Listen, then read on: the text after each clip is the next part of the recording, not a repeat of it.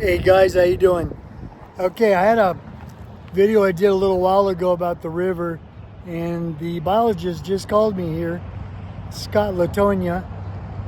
He said I could mention his name, and he was just telling me that this river here is going to be about 4 times its size, first time in over 10 years.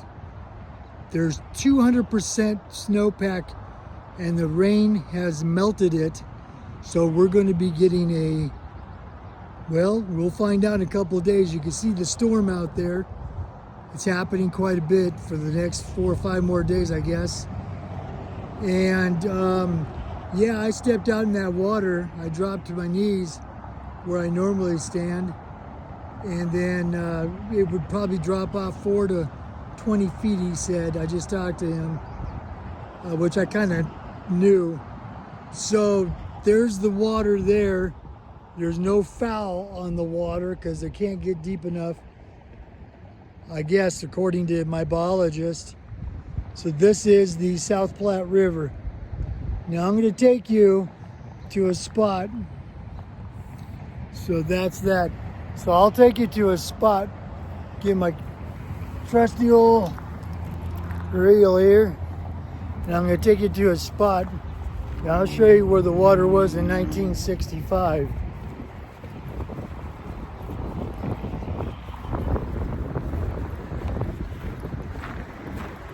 It's right up here. So the amount of fish in here, according to what they just told me, is 30,300 fish were stocked behind me. Down below here, I'm going to show you, they're going to stock another 2,500. They were supposed to do it today or tomorrow. This particular river, guys, is an engineered river. Back in 1856-57, it was just a trickle. 65, I believe it was that year, they had a flood. And I'm going to show you how high it was. There's a statue here that shows everything. Get a grip here. So,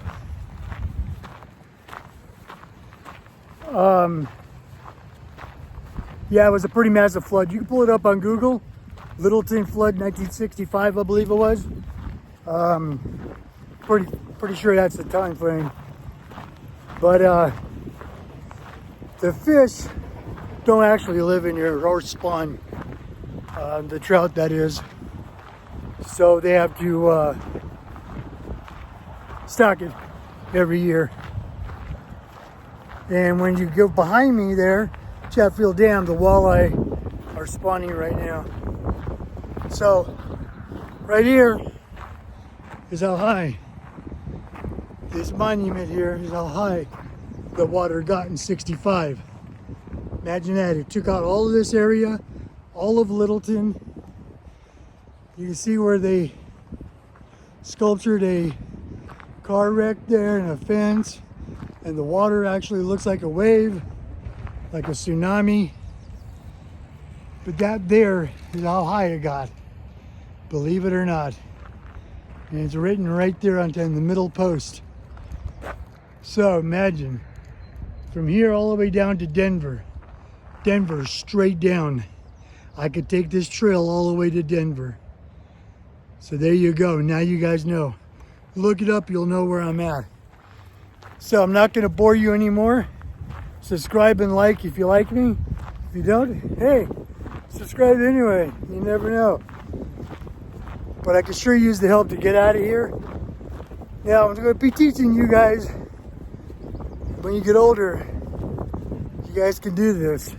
I'm 61, 62 in August.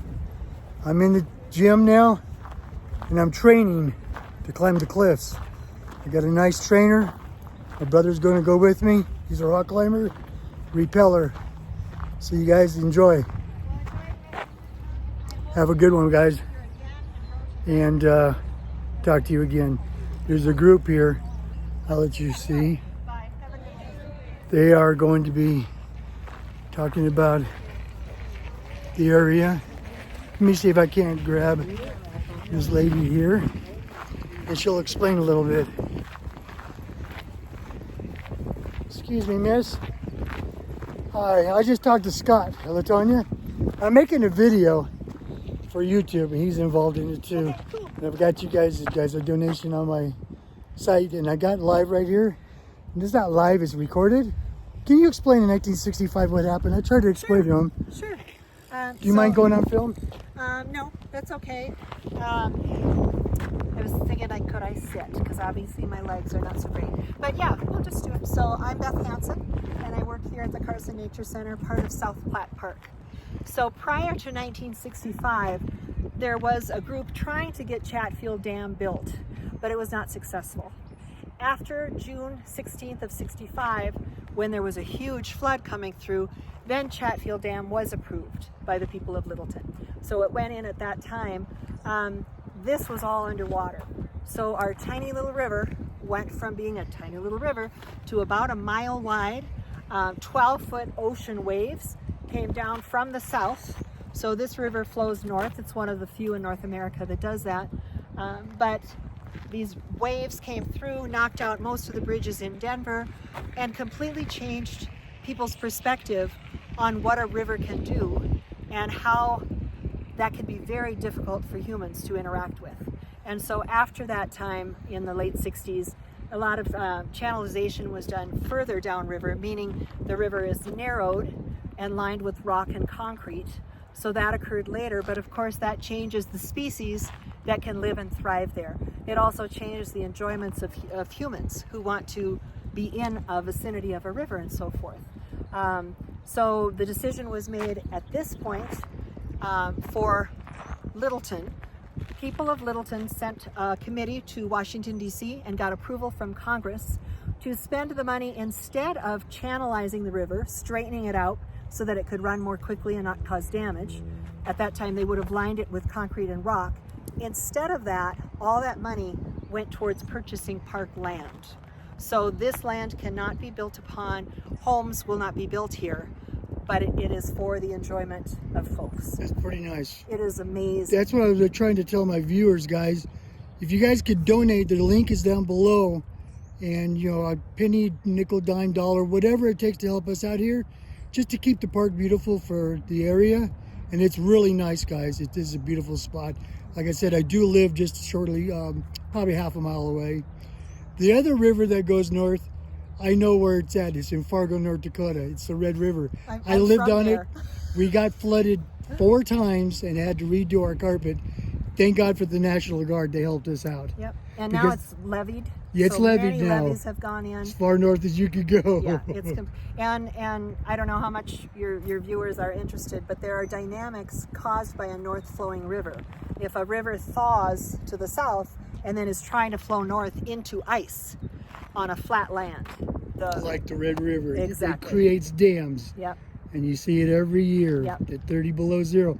I've been there when it was 52 below wind chill.